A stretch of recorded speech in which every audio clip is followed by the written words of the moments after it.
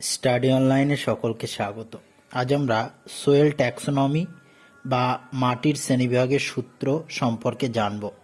দেখো, আমেরিকা যুক্তরাষ্ট্রের যে কৃষি বিভাগ আছে, United state department of agriculture বা ইউএসডিএ, এই ডিপার্টমেন্ট 1953 সালে মৃত্তিকা শ্রেণীবিভাগের একটি রূপরেখা বা খসড়া তৈরি করে। এই শ্রেণীবিভাগের মূল দায়িত্বে ছিলেন তৎকালীন সময়ের জিডি স্মিথ। পরবর্তী সময় 1953 থেকে 1960 পর্যন্ত 60টি পর্যায়ে এই শ্রেণীবিভাগ সম্পন্ন করা হয় এবং এই শ্রেণীবিভাগের অপর নাম সেভেন্থ অ্যাপ্রক্সিমেশন বলা হয়ে থাকে বা সপ্তম সামীপ্য। 1975 সালে ইউএসডির এই যে শ্রেণীবিভাগ, সেটার সংশোধিত ও পরিমার্জিত সংস্করণ প্রকাশ করা হয়। এই পদ্ধতিতে মৃত্তিকা শ্রেণীবিভাগের সূত্র বা সোয়েল ট্যাক্সোনমি বলা হয়ে থাকে, অর্থাৎ এই পদ্ধতিকে। আর এই পদ্ধতির উপর ভিত্তি করে মাটিকে 6টি পর্যায়ে ভাগ করা হয়, যেগুলি আবার যেমন প্রথম পর্যায় হচ্ছে বর্গ বা ক্রম বা অর্ডার, দ্বিতীয় পর্যায় হচ্ছে উপবর্গ বা উপক্রম সাব অর্ডার, তৃতীয় পর্যায় প্রধান গোষ্ঠী বা গেট গ্রুপ, চতুর্থ উপগোষ্ঠী বা সাব গ্রুপ, পঞ্চম পরিবার বা ফ্যামিলি, আর ষষ্ঠ হচ্ছে সিরিজ।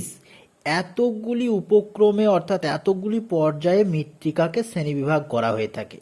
এবার পাশেই চিত্রে দেখো, বর্গ বা অর্ডারে আছে 11টি বর্গ, মানে মৃত্তিকা শ্রেণীবিভাগের যে বর্গ বা অর্ডার আছে সেগুলোতে 11টি। তারপর উপবর্গ বা সাব অর্ডার আছে 80টি। তারপরে প্রধান মৃত্তিকা গোষ্ঠী বা গ্রেট সোয়েল গ্রুপ যেগুলোকে বলা হচ্ছে 225টি। উপশ্রেণী বা সাবগ্রুপ হচ্ছে 1000টি, কেবলমাত্র আমেরিকা যুক্তরাষ্ট্রে এটি পাওয়া যায়। এবং পরিবার বা ফ্যামিলি হচ্ছে 5000টি, কেবলমাত্র যুক্তরাষ্ট্রে। আর সিরিজ 12,000-এর সিরিজ আছে এবং এগুলাও আমেরিকা যুক্তরাষ্ট্রে। তাহলে এতগুলি পর্যায়ে ভাগ করা হয়ে থাকে সোয়েল ট্যাক্সোনমির ভিত্তিতে মৃত্তিকাকে। এছাড়াও মৃত্তিকা সৃষ্টির প্রক্রিয়া তথা মাত্রা অনুসারে এই 11টি বর্গ, আবার এই বর্গগুলি জলবায়ু, আর্দ্রতা এবং গাছের পার্থক্যের, মানে গাছ বলতে স্বাভাবিক উদ্ভিদ, এর পার্থক্যের ভিত্তিতে 60টি উপবর্গে ভাগ করা হয়েছে। যেমন ইউডিক, জেরিক, মানে যেগুলো সবসময় আর্দ্র থাকে বা সবসময় শুষ্ক থাকে তাদের জেরিক বলা হয়ে থাকে। এছাড়া হিস্টিক বা জৈব পদার্থযুক্ত যে সোয়েল, আর ন্যাট্রিক হচ্ছে সোডিয়াম সমৃদ্ধ যে সোয়েল। এইরকমভাবে ইউএসডিএ যে সোয়েল ট্যাক্সোনমি সেগুলা।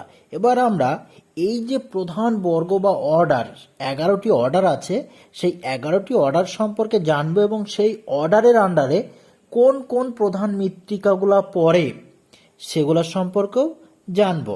তাহলে প্রথমেই দেখো অ্যালফিসল। অ্যালফিসল এটা গ্রিক শব্দ। এর অ্যাল কথার অর্থ অ্যালুমিনিয়াম, আর এফআই অর্থাৎ ফেরিক অক্সাইড বা লোহা, অর্থাৎ অ্যালুমিনিয়াম ও লোহা সমৃদ্ধ মাটি হচ্ছে অ্যালফিসল। আর এটি পেডালফার বর্গের মৃত্তিকা। কর্দম সমৃদ্ধ এই 20 স্তরযুক্ত মাটি লাল দোআঁশ থেকে লাল বেলে বা ধূসর বাদামি বর্ণের হয়ে থাকে। এই বর্গের মধ্যে যে সমস্ত মৃত্তিকা পড়ে সেগুলো হচ্ছে চার্নোজেম, পটজল, এগুলা এই অ্যালফিসল বর্গের মৃত্তিকা। আর বিশ্বের প্রায় 14.7% মৃত্তিকা এই বা অঞ্চল জুড়ে এই অ্যালফিসল মাটি দেখা গিয়ে থাকে। অ্যালফিসল তাহলে প্রথম বর্গ। এবার দ্বিতীয় এরিডিসল। এরিড ল্যাতিন শব্দ এরিডাস অর্থাৎ শুষ্ক, মরু অঞ্চলের মাটি এই এরিডিসল। এই মাটিতে জল ও জৈব পদার্থের ব্যাপক অভাব দেখা দেয়। এটা একটি ক্ষারকীয় মৃত্তিকা। আর এই মাটির রং লাল থেকে বাদামি বর্ণের হয়ে থাকে। এই মাটি হচ্ছে যেমন সিরোজেম, সোলানচ্যাক এই বর্গের মৃত্তিকা। ভারতের রাজস্থানের পশ্চিমাঞ্চলে যে মরু অঞ্চল আছে, সেই মরু অঞ্চলে এই মাটি দেখা দিয়ে থাকে। তাছাড়া বিশ্বের প্রায় 19.2% অঞ্চলে এই অ্যারিডিসল বর্গের মৃত্তিকা দেখা দিয়ে থাকে। পরেরটা আমরা আসছি এন্টিসল। এন্টিসল বর্তমানকালে বা সমসাময়িক কালে যে মাটি দেখা যায় তাকে এন্টিসল বলা হয়। এটা নবীন পর্বের মৃত্তিকা, বা খুব স্তরবিহীন এই মাটি, অগভীর মাটি, শীতল শুষ্ক অঞ্চলে এই মাটি দেখা দিয়ে থাকে এবং এটি অনাঞ্চলিক মৃত্তিকার একটি অংশ, যেমন পলি মাটি। ওকে, এগুলো হচ্ছে এই এন্টিসল বর্গের মাটির মধ্যে আসে। ভারতের লাদাখ ও তুন্দ্রা অঞ্চলে এই মাটি দেখা যায়। এছাড়া বিশ্বের 12.5% অঞ্চলে এই মাটি দেখা দিয়ে থাকে, এন্টিসল পর্বের মৃত্তিকা দেখা দেয়। তারপরে দেখো 4 নম্বর হিস্টোসল। গ্রিক শব্দ হিস্টোস, হিস্টোস অর্থ হচ্ছে তন্তু, অর্থাৎ তন্তুজাত মাটি।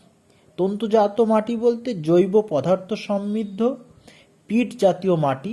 হ্যাঁ, জল সম্পৃক্ত অঞ্চলে এই মাটি দেখা দিয়ে থাকে, যেমন ভারতের গঙ্গা, গোদাবরী, কৃষ্ণা, কাবেরী নদীর পরিত্যক্ত নদী খাতে এই মাটি দেখা যায়। আর এই পর্বের মৃত্তিকা হচ্ছে বক মাটি বা পিট মৃত্তিকা, যাকে পাঁক মাটি বলা হয়ে থাকে। হ্যাঁ, পাঁক মাটি যেটা, সেটাই হচ্ছে হিস্টোসল পর্বের মৃত্তিকা। আর বিশ্বের খুব কম পরিমাণ, অর্থাৎ 0.8% স্থানে এই হিস্টোসল বর্গের মৃত্তিকা দেখা দিয়ে থাকে। পরের 5 নম্বর যে বর্গ, সেটা হচ্ছে ইনসেপ্টিসল। ইনসেপ্টিসল ল্যাতিন শব্দ ইনসেপ্টাম, অর্থ শুরু বা নবীন মাটি, অর্থাৎ মাটি সৃষ্টির নবীন পর্যায়ে যে অপরিণত মৃত্তিকা দেখা যায় সেটি ইনসেপ্টিসল বর্গের মধ্যে আসবে, এই অর্ডারের মধ্যে পড়ে। মাটি গঠনের প্রারম্ভিক অবস্থাকে নির্দেশ করে।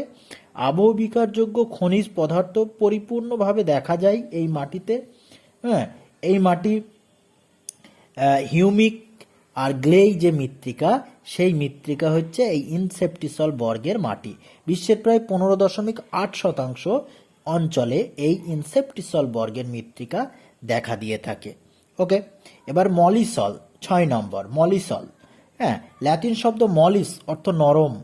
নাতিশীতোষ্ণ, আর্দ্র ও তৃণ অঞ্চলে এই মলিস বা মলিসল বর্গের মৃত্তিকা দেখা দিয়ে থাকে। এই মাটির সর্বোচ্চ স্তর ঘন কালো হয়। এ ও বি স্তরে ক্যালসিয়ামের আধিক্য দেখা যায়। মাটিতে প্রচুর জৈব পদার্থ থাকে।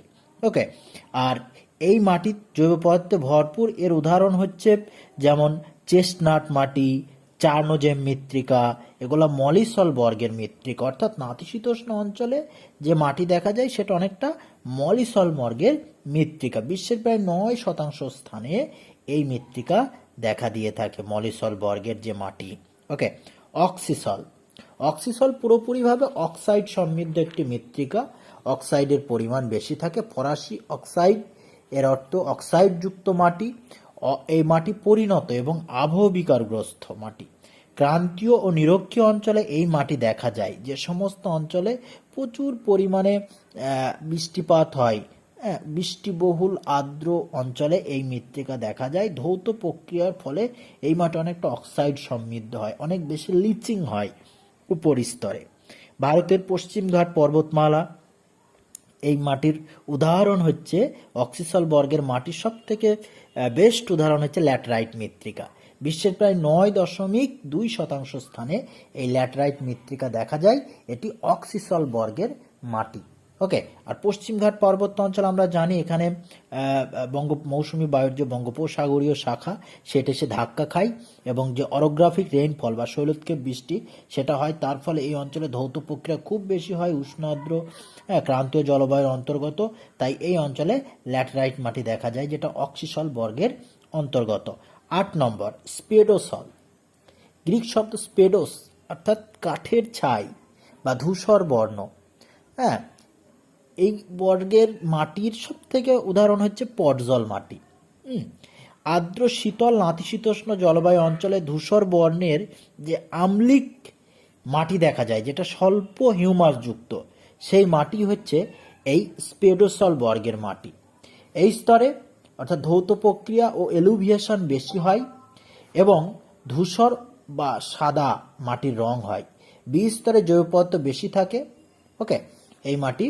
আর বিশ্বের প্রায় খুব 8.5% স্থানে এই মৃত্তিকা দেখা দিয়ে থাকে। 5.4% স্থানে এই মৃত্তিকা দেখা দেয়, মানে এই স্পেডোসল বর্গের মাটি দেখা যায়। আর এর উদাহরণ হচ্ছে কি পটজল। ওকে, পরের 9 নম্বরটা আমরা আসছি আল্টিসল। ল্যাতিন শব্দ আল্টিমাম অর্থাৎ শেষ, অর্থাৎ ধৌত প্রক্রিয়ার অন্তিম পর্যায়ে যে মাটির সৃষ্টি হয়, আর্দ্র উপক্রান্তীয় বা ক্রান্তীয় মৌসুমী জলবায়ু অঞ্চলে এই মাটি দেখা যায়। আর এই মাটি লাল বা পিত বর্ণের পটজল যে মৃত্তিকা, এই পটজল মাটির একটা ভেরিয়েশন, সেই মাটি হচ্ছে এই আল্টিসল বর্গের মৃত্তিকা। আর এটি দেখা যায় বিশ্বের প্রায় 8.5% অঞ্চলে। পরবর্তী যেটা আমরা 10 নম্বরে পড়বো সেটা হচ্ছে ভার্টিসল। ভার্টি ল্যাতিন শব্দ ভার্টো। ভার্টো কথার অর্থ হচ্ছে উল্টানো পাল্টানো, অর্থাৎ একটা মাটি বারবার উল্টে পাল্টে সৃষ্টি হয়, যখন মাটিতে চাষ দেওয়া হয় সেরকম উল্টে পাল্টে। এই মাটিতে মন্টিমরিলোনাইট কর্দমের আধিক্য থাকে এবং মাটি ভিজে গেলে ফুলে ওঠে, আয়তনে বেড়ে যায় এবং শুষ্ক অবস্থায় মাটিতে ফাটলের সৃষ্টি হয়, শক্ত হয়ে যায়। অর্থাৎ যে মাটি ফেটে অনেকটা বড় বড় ফাটলের সৃষ্টি হয়, কালো বর্ণের হয়ে থাকে, সেটি ভার্টোসল বর্গের মৃত্তিকার মধ্যে পড়ে। ফাটলের মধ্য দিয়ে ওপরের স্তরের উপাদান নিচে চলে গেলে একে উল্টানো মাটি বলা হয়ে থাকে, মানে ওই ফাটলের মধ্য দিয়ে চলে যায়। আর ক্রান্তীয়, উপক্রান্তীয় এবং সাভানা অঞ্চলে এই মাটি দেখা যায়। ভারতের যে কৃষ্ণমৃত্তিক অঞ্চল, সেই কৃষ্ণমৃত্তিক অঞ্চলটা একটা ভার্টিসল বা ভার্টোসল বর্গের মাটির মধ্যে পড়ে। যেমন রেগুর মৃত্তিকা মহারাষ্ট্র অঞ্চলে, যে কৃষ্ণ মৃত্তিকা বা ব্ল্যাক কটন সোয়েল যেটা বলা হয় ইন্ডিয়াতে, সেই ব্ল্যাক কটন সোয়েল হচ্ছে ভার্টিসল বর্গের অন্তর্গত, যেটাকে রেগুর মাটি বলা হয়ে থাকে। ওকে, তাহলে এ পর্যন্ত। তারপরে আমরা যেটা 11 নম্বর, অ্যান্ডিসল। অ্যান্ডি কথার অর্থ হচ্ছে অগ্নুদ্গম। অগ্নুদ্গম থেকে সৃষ্ট যে মাটি, এটা কোনো অঞ্চলে যেমন একটা অগ্নুদ্গম ঘটে, সে অগ্নুদ্গমের ফলে প্রচুর পরিমাণে ছাই, ধূলিকণা, ভস্ম ও উত্তপ্ত গ্যাসীয় বাষ্প, এগুলো সব বেরিয়ে আসে। আর সেই পার্শ্ববর্তী অঞ্চলে অগ্নুদ্গমের ফলে যে গাঢ় কালো রঙের যে মাটির সৃষ্টি হয়, সেটাই হচ্ছে অ্যান্ডিসল বর্গের অন্তর্গত। এটি অগ্নুদ্গমজাত মাটি, আর এর রং অবশ্যই গাঢ় হয়, গাঢ় কালো হয়ে থাকে, কালো বর্ণের হয়ে থাকে। ওকে, তারপরে আমরা আসছি পরেরটা, জেলিসল। অনেক পরে এটাকে অ্যাড করা হয়েছে, জেলিসল। জেল কথার অর্থ হচ্ছে নরম বা থকথকে। এটা পুরোপুরিভাবে তুষার আবৃত যে অঞ্চলগুলো আছে উচ্চ অক্ষাংশে, উত্তর মেরু বা দক্ষিণ মেরু, এই মেরু অঞ্চলে এবং পার্বত্য অঞ্চলে, উচ্চ পার্বত্য অঞ্চলে পার্মাফ্রস্ট। পার্মাফ্রস্ট মানে যেগুলো সারা বছর বরফে ঢাকা থাকে, সেই অঞ্চলে তুষার মিশ্রিত মাটি হচ্ছে জেলিসল বর্গের অন্তর্গত। এটা নরম থকথকে জাতীয় মাটি। ওকে, এই হচ্ছে মৃত্তিকার যে সোয়েল ট্যাক্সোনমি বা মাটি শ্রেণীর নামকরণের যে বিষয়টি, সেটি হচ্ছে এটা। অবশ্যই সকলকে অনেক ধন্যবাদ ভিডিওটি পুরোপুরি দেখার জন্য। আর এই ইউএসডিএ বা United state department of agriculture, এই যে শ্রেণীবিভাগের কিছু সুবিধা অসুবিধাও আছে।